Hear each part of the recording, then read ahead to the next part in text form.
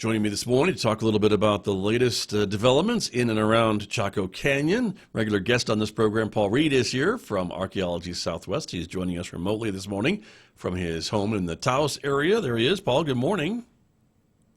Good morning, Scott. Glad to be back on with you. Thank you. Thanks for speaking with us. And as we've been visiting about just before we came on the air this morning, there's been some new discussions about some of the protections around Chaco Canyon, nothing to do with the boundaries of the park itself, but you and I have talked about this multiple times about the potential threats to the area around Chaco Canyon, and so it's back in the news. Tell me what's the latest? What's going on? Something new from the Trump administration?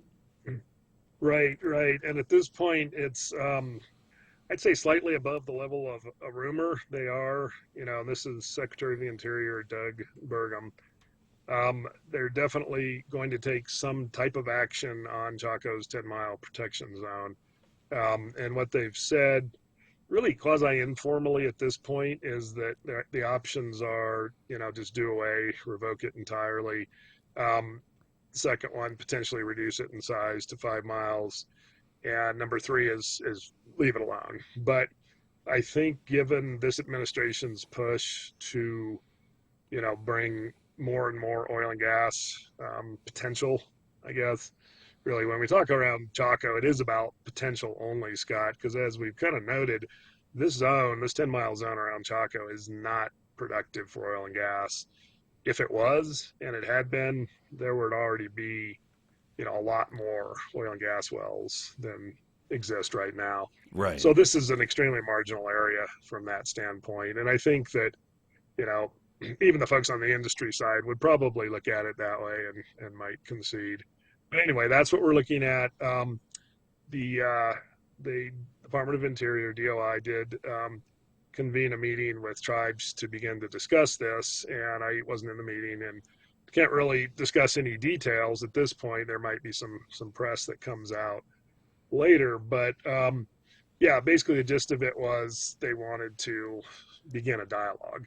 So that makes this a little interesting. There hasn't been anything published in the Federal Register. Here's the action we want to take, et cetera, et cetera. It's just, there's something coming. So okay, gotcha. That's kind of the point we're at.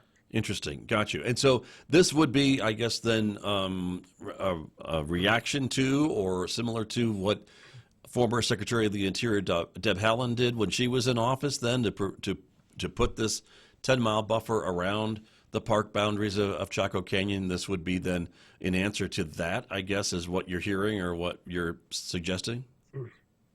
Yeah, what we're also seeing right now is, there's this administration doesn't want to see any restrictions in place for energy development. And so this is part of sort of that larger scale, really west-wide, countrywide movement to open up areas that potentially haven't been developed for energy and right, that may or may not need to be developed. It is sort of the irony of the time, Scott, as we've discussed at different points. It was during the Obama administration that the U.S. became the largest net exporter of oil and gas worldwide. So we haven't had any real reductions, even with 8 years of President Obama, with the first Trump administration, and then under Biden, we really haven't seen any major reduction in the oil and gas produced in this country. So talking about this as though, there was we turned off a faucet, in 2021 is really just not sort of a realistic way to talk about it. Now, if they were to say, well, we just want to really increase the opportunities for oil and gas companies, that does seem to be what they're interested in doing. So those of us sort of trying to continue to do the balancing thing, right? Let's protect our public lands that are super important to the vast majority of Americans and the vast majority of New Mexicans. Let's continue to support responsible oil and gas, both exploration, development, production. Yes, we want to do those things, but we don't have to open up every last area potentially to oil and gas, especially areas that haven't produced really at all over 100 years, in New Mexico. Right. Gotcha. But of course, there is some reactions already coming out, right, from some folks. You shared with me, and we'll share it on the screen in just a moment, a letter from the governor of Acoma Pueblo about their concerns about this and wanting a more unified response, maybe from tribal entities and pueblos in the area.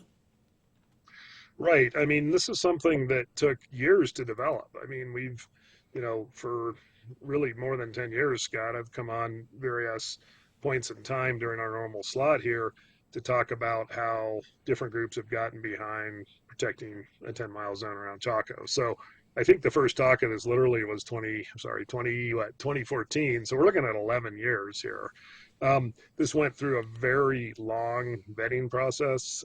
This was announced in November of 21, and then went through a 2-year process with public meetings, with comment, with everything, and with meetings with different tribal entities. So I think that the Pueblo of Acoma's reaction at this point, and some of the other Pueblos, the All Pueblo Council of Governors, talking about, the 10-mile zone, which protects ancestral sites of theirs and of, Navajo folks through time, Hickory Apache, all the historic sites. I think it's quite reasonable for them to be concerned about, what seems to be coming our way. The other thing that's been kind of interesting is this idea that, this 10-mile zone was imposed without any consultation with local folks. And, that's just simply not true. The Department of Interior had meetings with the Navajo Nation president. There were hearings held in Navajo country, in Albuquerque, in Farmington. So, they went through a really full and complete process to do this. I have seen reports in the media that, there wasn't proper consultation. So I think that's a bit of an attempt to rewrite the script. And, if folks want to nerd out on the details, there's a very lengthy record of all the meetings, all the interaction that happens, and different individuals Sure. coming forward and entities coming forward and talking about this. So, Right. What's interesting at this point is no formal announcement yet that this is going to be revoked or rescinded. If they do that, then they're required to go through a similar process through the National Environmental Policy Act to get public comment and to see how, the broad sort of swatch, if you will, of New Mexico and folks who are concerned feel about it. So I hope they'll honor that process. Sure. We'll have to wait and see, I guess, as you said. But this is kind of what is maybe coming down from the Department of the Interior. I guess, as I recall, when Secretary Holland put in the 10-mile buffer, that was also not a unanimous decision, I think, right? Some were advocating 5 miles, some for 10, and she chose 10. Isn't that am I remembering that correctly or not? Yeah, the Navajo Nation government was initially on board, and this history is, I think, important for folks to hear. From about 2015 through late 2019, the Navajo Nation government, 2 presidents, both President Nez and President Benally, said, we support this. This is a good thing. There was a change in administration. Some other folks elected to the Navajo Nation Council starting in 2020, and then that position evolved to, we either want a 5-mile zone of protection or we want none at all.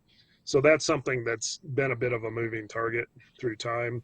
And we've also talked about this a lot, Scott, the issue about if oil and gas development doesn't happen on federal lands in the 10-mile zone, how does that impact people who might want to develop their own lands? Well, numbers, I saw some pretty crazy numbers thrown out about how tens of millions of dollars were going to be taken out of people's pockets.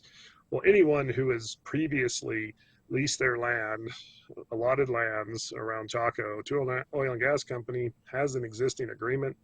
Everything moves forward, in the same way it has. So, again, this is unfortunately sometimes about trying to get messages into the media that aren't really telling the full story. So I think it remains to be seen how that goes. I do think that there will continue to be opportunities for folks if they want to try and lease their lands. But circling back to what we just talked about, this area around Chaco is not prime development country for oil and gas. It simply is too much effort, too much work to extract the product and then have what seems like a reasonable profit on the other side. So we would have to see much higher oil and gas prices, no matter which lands were available or which lands might be withdrawn or protected. So I think it is important for folks to understand this in this larger context of the economic forces, which, basically shape our world. Right, right. Also, Paul, you were sharing with me too an op-ed piece from the Santa Fe New Mexican that was just printed less than a week or so ago, I guess, too. Also talking about Promises to Chaco Must Be Kept is the title of it, by Charles Riley. Talk to me a bit about that piece as well. Right, right. So this is the current Acoma governor, and as you know, Scott, and our listeners do through the discussions we've had, Acoma Pueblo has been way out in front on this for more than 15 years at this point, and really leading the effort to have their ancestral lands, the ancestral lands of Pueblos, the ancestral lands of Navajo folks protected through this process. So Governor Riley here in this op-ed is essentially saying, we've gone through this process, and tens of thousands of comments came in, and the people spoke, and this is overwhelmingly supported across New Mexico and across the Southwest. So let's continue to keep this protection zone, in place. And so I really do hope that Secretary Burgum can hear this and understand that, for those of us who live in the region, certainly folks in your listening zone here, Chaco Canyon is not a political football. This is a very special, sacred, wonderful place, no matter what ethnic group you belong to or where you're coming from. This is an amazing part of our public land legacy. And Chaco is a World Heritage Site. So I think that, I hope enough local people can speak out about this if we do see, formal action to rescind this zone of protection. Because this is such an important area to really the vast majority of people. Right, definitely. And so I guess what's next, Paul Reed, as we talk about this on the radio today, you've mentioned that there is rumors of this happening, but until it actually happens, are folks just kind of getting prepared, I guess, for this potential fight, or waiting to see what will happen? What do you think is happening out there? Yeah, I think, they had a formal meeting with tribes, which they said was formal. And then apparently, there was some question about how formal it was. So we've kind of risen above, I heard from so-and-so at so-and-so. So I suspect that there is something coming fairly soon. At this point, I think it's really about looking at the values that we embody, that organizations like ours, our tribal partners and friends, all the nonprofits, all the environmental groups, and really the large swath of the American public just needs to begin to think about this. What do we value, and what are the trade-offs that are acceptable in our everyday lives? And do we really need to potentially increase oil and gas production in what is, pretty much universally acknowledged to be a very marginal area for that? Or is it okay if we simply leave things the way they are, protected, and then have that energy, focus shift to areas that do not have amazing places like Chaco Canyon? And, this is something that we've talked about a lot, but it really is important to keep in mind that our public lands have many, many, many sacred sites, archaeological sites, cultural sites, historic sites, and that if we're going to have that legacy moving forward, we have to have reasonable measures in place to protect those areas. And then we need to consider carefully where oil and gas development and other energy development can go responsibly.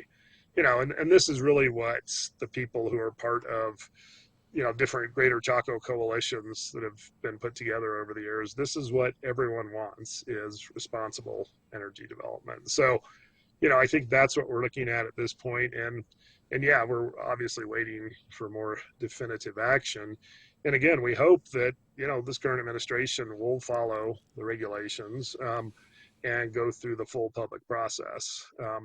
Because we can't do dramatic things with our public lands without pulling in the broad public comment and input, especially from the descendant communities, our indigenous friends who live all around us and whose lands border Chaco and Greater Chaco. So, that's just tremendously important. Right, sure.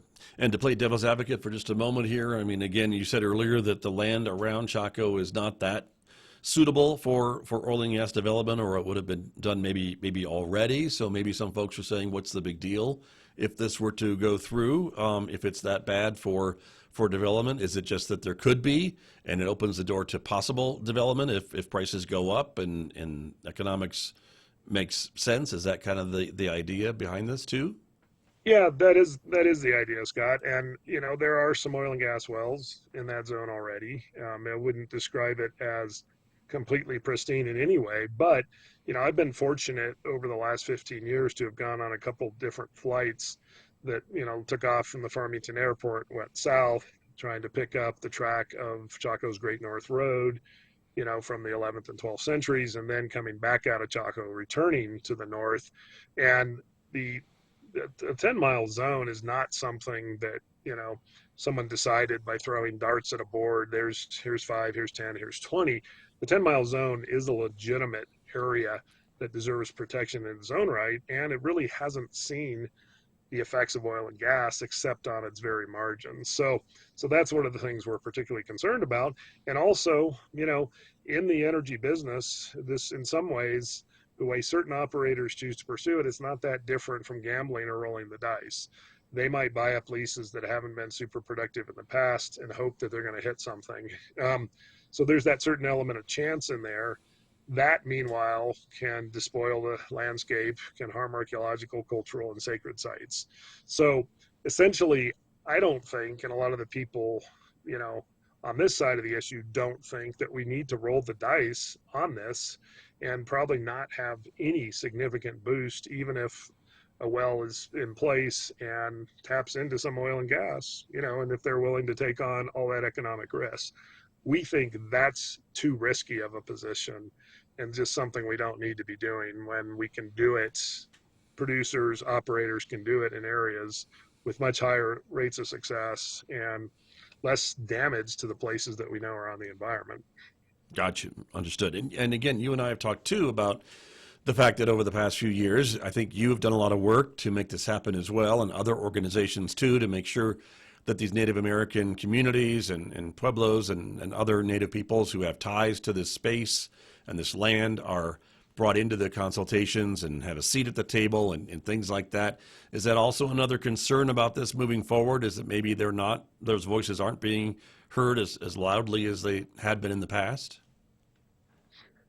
Well, it's always a concern when we have an administration that comes in and seems to want to put energy production, energy dominance, whatever the buzzword is coming out these days, in place of both consultation and close cooperation with the indigenous folks who live on the land and just protecting those special places. So yeah, it's definitely a concern. The federal government has trust obligations with every indigenous group in the country, every federally recognized group in the country. So they're required to do that. But the way they pursue that is subject to different regulations that different agencies have put in place. So, we've already seen shortened notice periods. We've already seen the administration moving forward saying, well, this is an emergency. We have an energy emergency, which really isn't borne out by any of the economic data. But if they're going to invoke emergency powers, then they may cut those normal periods of consultation for tribes to look at their maps, have discussions in their councils, and say, do we have concerns about this area or that area? So yeah, we're tremendously concerned about that. And again, for just having what should be a very transparent and open public process that should unfold over months and years and not days or weeks, we're very worried about having that curtailed. Got you. And of course, too, we have been learning more, I think, recently of other people's connections to this site, to Chaco Canyon and other sites here in New Mexico and across the Southwest. There's been more, I think, linkages and evidence come to light about a lot of these cultures' significance connections to Chaco Canyon. Am I remembering that correctly too? Is that a more recent revelation or not? Yeah, no, definitely, Scott. Our organization at Archaeology Southwest has pursued a couple different studies with the pueblos of Acoma and Zuni to get tribal members out to important points in the 10-mile zone on the landscape and see what information is there and whether groups connect. And our work did show indeed that these groups have connections to areas that weren't automatically assumed to be of great importance to them. And then the Department of Interior under the first Trump administration funded a large scale study that funded both the Navajo Nation and a coalition of Pueblo groups to get out on the land and go through a much more comprehensive process. They're still at the point of completely wrapping that up and getting results into a position where they can share them without compromising confidential information. But from what I've heard in there and what has been reported to the agencies, there are significant resources, sites, landscapes in the zone, in the 10-mile zone, and in other areas that have not previously been thought to be that important to different tribes. So, yeah, I think this is something that we pushed for to get that study funded, and certainly all of the indigenous groups in the Southwest and in New Mexico in particular pushed for that, and now they've been able to do that. So I think that does show that it's super important to have these types of studies done so that we have the best possible information to figure out how to manage these very important cultural landscapes. And, again, we're hoping that the current administration honors what we have learned and figures out how to go forward without compromising those values. Sure, understood. And I guess it seems too, I guess for lack of a better term, a case of maybe whiplash of these administrations, changing regulations or these rules, every 4 years, right? And it seems like if I'm an oil and gas company, when I want to make any kind of investment in some activity, when it could be ruled not applicable 4 years from now. Well, it does create a lot of uncertainty, I can imagine, on the industry side. And that kind of, again, goes back to what, I was suggesting. And, I'm not involved in the oil and gas business, Scott. And, but I would probably want to be betting on a more sure thing. Obviously, the Permian Basin down in the greater Carlsbad area is a major, major producer. What I read recently is that's the second largest producing zone oil field in the country right now.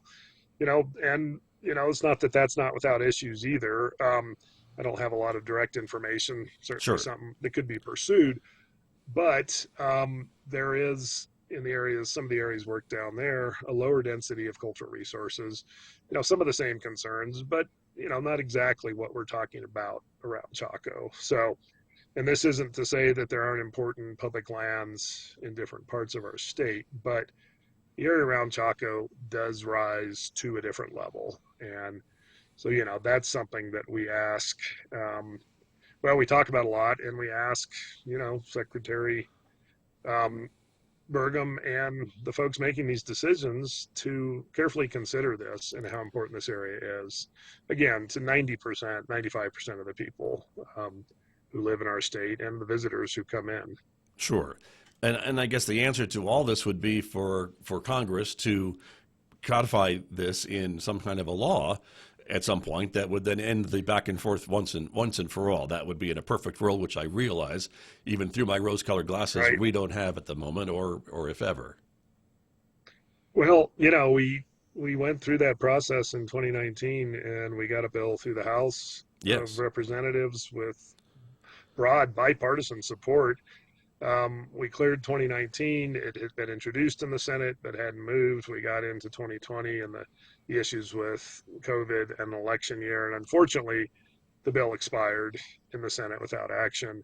At this point, both the House and Senate have bills introduced that are very similar to what Secretary Holland put in place and the earlier 2019 bill as well.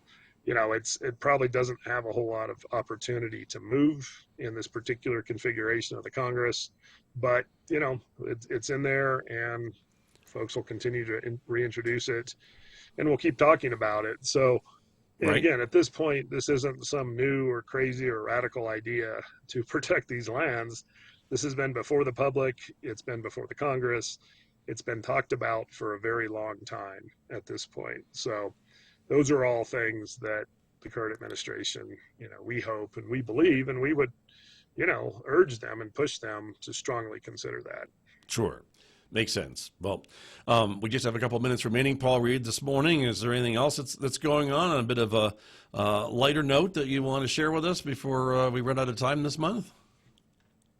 Well, the world of archaeology and anthropology continues.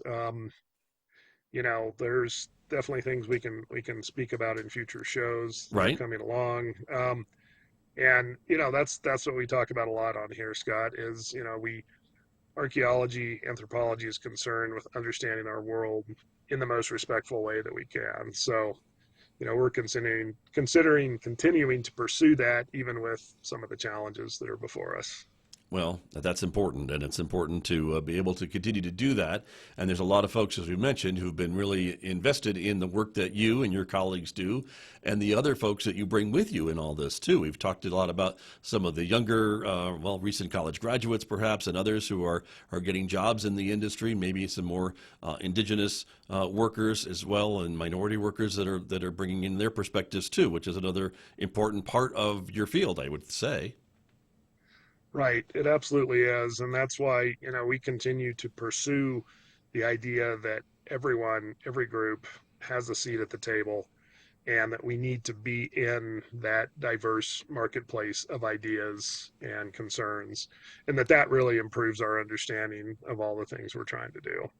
Very true. Very true. Well, Paul Reed, I appreciate your time as always, every month to spend some time with me to bring us up to speed on some of these issues that your industry is facing, our state is facing, our tribal nations are facing. So thanks very much. Thank you, Scott. My pleasure. All right. Good to see you. We'll see you next month. That's Paul Reed from Archaeology You bet. Southwest, my guest here on KSJE.